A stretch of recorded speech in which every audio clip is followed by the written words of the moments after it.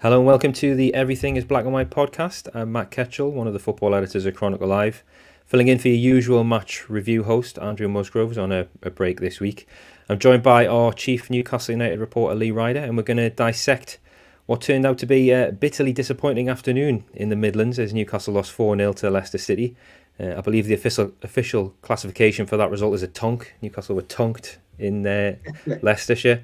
Lee, you were of course there reporting for Chronicle Live. Hugely deflating result and performance, but I think I'd like to at least start with the main positive of the day, which was the Newcastle away end. Over 3,300 fans in there, most of whom had come down from Tyneside. I thought they were magnificent, and not many fan bases would be singing as loudly or applauding their team after a 4-0 defeat, but those fans were.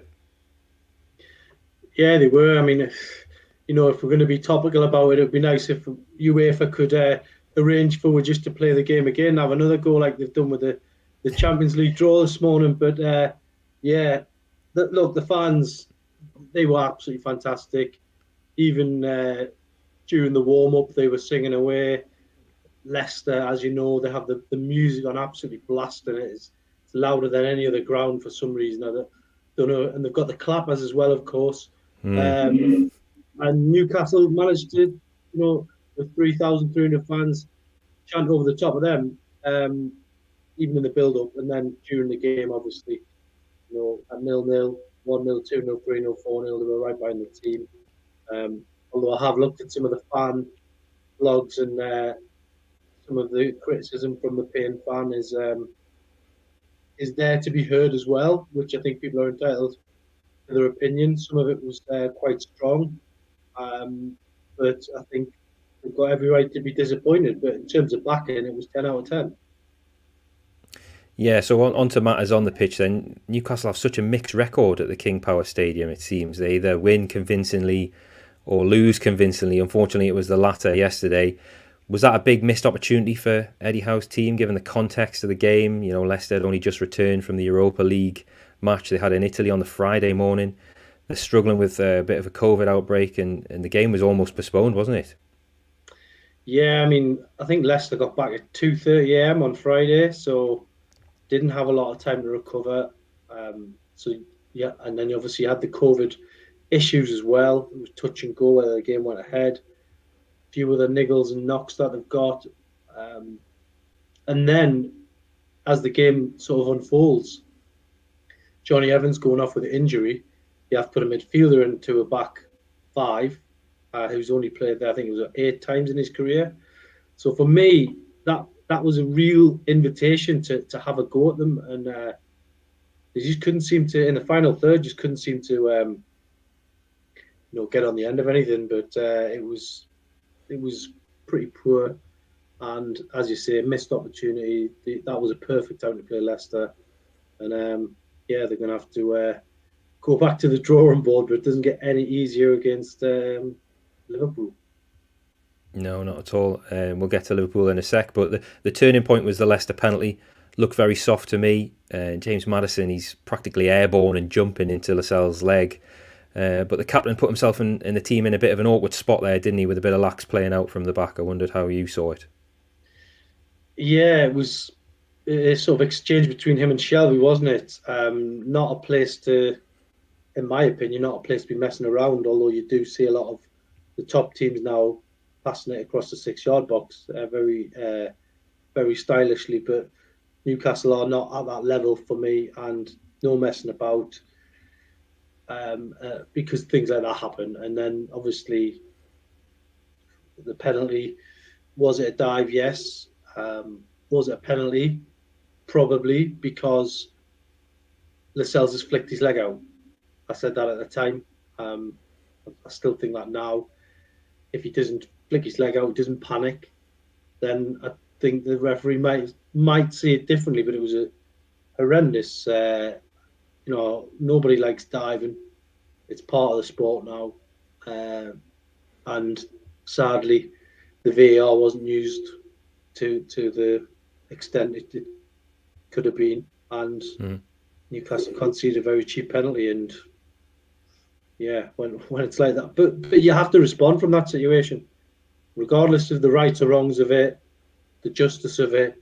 You've got to, turn it back round and go again and use your anger and take it out on the opposition rather than just go into that sort of slumber they went into in the second half, which was just massive disappointment. On Lascelles, he was good against Burnley, I thought, but he relishes games like that, a big aerial battle with Callum, with Chris Wood. He struggled with form and injury and suspension, and a lot of fans calling for Federico Fernandez to come in. It's difficult to drop Fabian Schär because his quality. You've written a piece this morning that fans can read on chroniclelive.co.uk, basically calling for Fernandez to start at Anfield. There's a question here actually from Jason Carter, who's asking, is the honeymoon period over for Howe? What does Lascelles have to do to get dropped? He's abysmal week after week. I wondered if you could elaborate on your thoughts, Lee, on where you stand with Lascelles, and should he be taken out of the team at some point soon?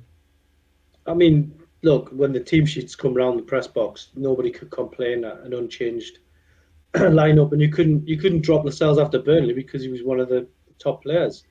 Made 11 clearances. Maybe that was, as you say, his type of game, more physical encounter.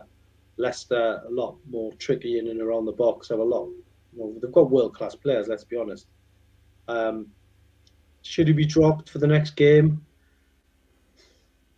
Hard question in some ways because, it's your captain. This is what I'm thinking. I mean, on the performance alone, probably should be dropped. On the politics of it, dynamics of the dressing room, keeping everybody together, tricky one because that's your captain at the end of the day, and Eddie Howe does not need to be messing around with the dynamics of the dressing room, upsetting the apple cart, if you like. I think it's a really tough decision to make. And obviously Lascelles has got a lot of influence in the dressing room. I remember when Steve Bruce took over, one of the questions that I asked him was, are you going to stick with Lascelles as captain? And his response was quite an angry one because obviously he wanted to protect that relationship with Lascelles, and I think he has got a lot of influence in the background. So that will be why, if he plays, that'll be why he plays, because he doesn't want to upset the dynamics. But it's a huge goal. Yeah, maybe if 3 at the back at Anfield is his tick out of that tricky decision. Since the takeover, I've made the mistake of going into games very optimistic and only to be brought back down to earth by what's happened on the pitch and the stark realities of where the team find themselves. And I think yesterday epitomised that. I really felt like there was a chance to win, and Leicester, they were supposed to be tired and depleted. I wondered, did they look tired and depleted at any stage during the game? No, they didn't actually. That was the strange thing about it all. But as I say, once Evans went off, that was the chance to really get in the faces, make life uncomfortable. Newcastle didn't do that, and then obviously they grew in strength and stature after the penalty. And one observation I did make though was I looked down and I thought Brendan Rodgers was sitting there thinking, I cannot believe how lucky I've been in this game, that we've come back. We're supposed to be tired, as you say, and we ran out 4-0 winners. I cannot believe, he looked like a man whose birthdays had come all at once, because on another day that could have gone another way. And it was just a wasted opportunity, because if they lose to Man City and Liverpool, but you pick up a point, or you get the win at Leicester, you can almost accept that. But we've conceded the most goals in the Premier League now. That only feels like it's going to get worse. I don't want to sound pessimistic, but it's never easy at the best times going to Anfield. One advantage you have, Lee, over those of us watching on TV is the ability to read the players' and managers' body language a bit closer up from the press box and the media zone after the game. How did the players look coming off the pitch, and what was Eddie Howe like after the game? Yeah, so the last few games, as you know, they've done the lap of appreciation. It's really easy to do when you win. It's a bit more difficult when you lose. It's even harder when you lose 4-0. I believe St Maximin just went straight down the tunnel and didn't take part in this. That was one observation. Although I didn't see that myself, I've just seen one of the supporters talk about that on social media. But I noticed Joe Linton gave them a little clap, and then went to go away, and then someone said, no, let's all go over. And they went over, and it was never going to be, all going over right and jumping in, throwing your shirts in the crowd and all that sort of stuff. It was a bit different, a bit more subdued, which you could expect. But this is a ground where, you remember, Newcastle got knocked out the FA Cup by Leicester. They went over and they got a lot of, they felt the full fury of the fans that day. That was never going to happen yesterday. And a lot of the players went over and they got a round of applause. Probably didn't deserve it, but they got one. And Eddie Howe, he doesn't give a lot away, but how was he in his post-match press conference? As positive as you can be, and I think that's what gives Newcastle a chance, in my opinion, of getting out of this mess. They've got a positive guy in Eddie Howe. He tried to play it down. He said, let's not have our confidence dented too much going into the next game, and he's trying to protect the players, and he's got to do that at the moment, and that will be probably the same for most managers. When they're the bottom of the league, you wouldn't hammer them in public, and that's not going to get the response need. They probably need a little bit of TLC at the moment, and he's giving them that. Just looking at the stats, Newcastle had more possession yesterday than Leicester, 53%. They had more shots, 12 shots to Leicester's 8. But I think Kasper Schmeichel was most troubled by an overhit back pass by his own centre half. What was the story for Newcastle going forward yesterday? Sort of good openings St Maximin made towards the end of the second half. The actual initial response from the penalty wasn't too bad. A couple of tees and crosses from St Maximin. Almiron, for me, did well. I know a lot of people were slating him, but he was working hard. No other player got more tackles in yesterday than Almiron. And it's a hard one. It's a hard one to read, really, sometimes with Newcastle's players, because obviously 2 games ago, everyone was shouting from the rooftops about Joelinton. Personally, I didn't think he did as great as people were saying. I thought it was overblown a little bit. And then I think yesterday, Joelinton, I think the guys on Match of the Day highlighted, didn't they, that he was 17 yards behind his runner for one of the goals. I mean, I'm a big Joelinton fan. I think he's a really good physical player.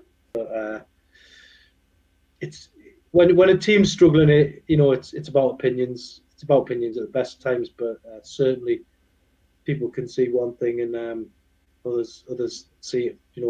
There on the day. And yesterday, I don't think it was hard to give a man of the match, really, because no one really warranted it. But I thought, in terms of hard work, I thought Almiron worked hardest. We've known about the fragility of the back four for a while now, the back line in general. January feels a while off. There's still 4 more games to negotiate before then. Do you expect Newcastle to bring defenders in next month? We've got Chris McNally here asking or stating he thinks that we need 3 defenders and a very good CM. Where do you think Newcastle will act in January? Definitely defender, definitely a centre back. I think they've made inquiries already. I wrote a piece, I think it was last month, I can't remember what day it was, but I wrote a piece of possibility of Steve Cook at Bournemouth, who is a player that's certainly on the radar, and a player that, if you have a look at his social media, you will see that he is liking Newcastle posts. So whether you can read something into that, I'll leave that one there for you. But I think he'd be a good signing person, because he's no nonsense. The coaching staff know him well. He'll do exactly what they need to do. It's a bit like when Rafa signed the players that he knew. He signed Manquillo, he signed Fernandes, he signed Joselu, he signed players he knew who would do a job for him, and I think Steve Cook would fit into that category. But as you've seen, that are in the mix, but he would seem to be an easy enough signing to make, and certainly one that I would welcome, because I think he would just slot in and do a job. The modern equivalent of a come and get me plea, liking social media posts. Absolutely, yeah. You know, your first signing as well, it's so important, isn't it? I mean, you go back to Keegan days, Brian Kilcline, wasn't it? Yeah. And you brought him in, come in and done a job, helped steady the ship, and that's exactly what Newcastle need. They need that Brian Kilcline figure to come in and help the team. What about a director of football? The owners have been in over 2 months now. Could that happen before January? Do you think it should happen? Yeah, good question, because they've obviously made inquiries about different director of footballs already. Overmars, Emilio from the former Chelsea guy. So couple of names there they've already looked at, but didn't get to the position of offering them a job. So we'll have to wait and see. It's got to be the right fit, hasn't it? And could it happen before the transfer window? I would say at the moment it's not looking likely, but someone might change their mind, someone that they've approached. So you just never know. But from where we're sat now, they've got basically 2 weeks, just over 2 weeks, to be ready to go on January the 1st. You've got to be ready now. You can't be doing it on deadline day. You know, that's too many games written off. They need those players. They need a couple of bodies ready to go on January the 1st. And hopefully they can get that in position. And that would have to be with the current head of recruitment, Steve Nixon, working with Eddie Howe, I guess. Liverpool and Man City next. I mean, it literally doesn't get tougher. Man United after that. Can you give us any straws to clutch at for those games? We got some viewers suggesting some changes to the team. Eddie Howe went unchanged yesterday. Do you think Hayden and Longstaff should come in for Liverpool? Asks John Steele. Certainly, you know, Joe Willock isn't playing well at the moment. He's not offering a goal threat. You would think that one of them could come in and replace him quite easily, really. The only thing is, you know, he scored at Anfield last season. Could be his ground. Do you know what I mean? Could be one where he does well on. So, and to be fair, Shelby's place should be up for debate after yesterday as well, because he didn't have a great game.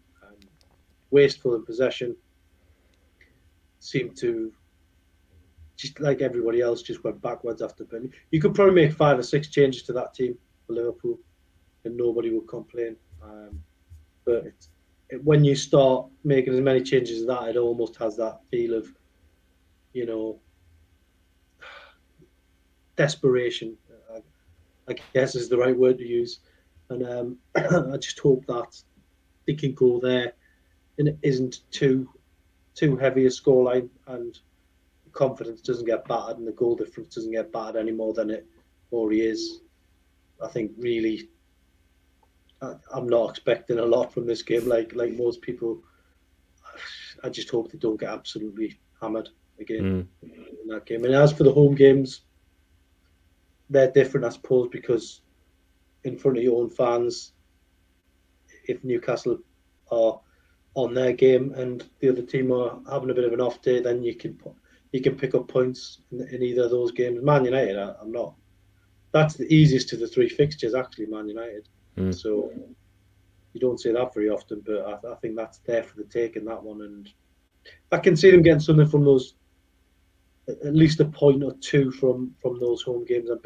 There's me positive line from your question, but Liverpool, it's always difficult. Yeah. Not many fans were alive the last time Newcastle won down there. No, it's true. John also asks, interesting suggestion, would you rest Callum Wilson for the next 2 games and save him for Man United and give Dwight Gale a go? I can see he's thinking there, but I think with him being so close to a yellow card, he's almost going to get an automatic rest at some point anyway. So, yeah, I mean, he's your main source of goals, really. But I feel sorry for Dwight Gale. He was warming up yesterday and there was like 13 minutes left. And even if he got on with 13 minutes left, that's not enough time to get into a game. He does need a start. Wilson, I wouldn't Wilson wouldn't be the man I would be dropping because he's your main source of goals. I don't know. Is it gone out of fashion to play two strikers up front together these days? It does feel that way, doesn't it? So I would like to see something positive like that, but I don't think we would, and I can't see him dropping Callum Wilson anytime soon. Okay, Lee, we'll leave it there. We're bedding in for a long, tough Christmas period, it looks like, but you never know, and I do think that Man United game is the one to look at. A good atmosphere on the 27th of December at St James's Park, and we've had a few good home games against Man United, so here's hoping, eh? Yeah, hopefully. And just before we go, just to mention that our Newcastle Fans Footballer of the Year award is wrapping up soon, 2021. You've shortlisted 4 players for fans to vote on. There's 48 hours left to vote, so if anyone hasn't voted, please do that. I'll put the link to do so in the description. The nominees that Lee chose are St Maximin, Callum Wilson, Joe Willock and Murphy. So get your votes in and contribute to that, and let us know who the best Newcastle player of 2021 was. So yeah, that's all for today. Thanks, Lee, for joining us. I'll let you get back to work, and thanks everyone for watching and listening.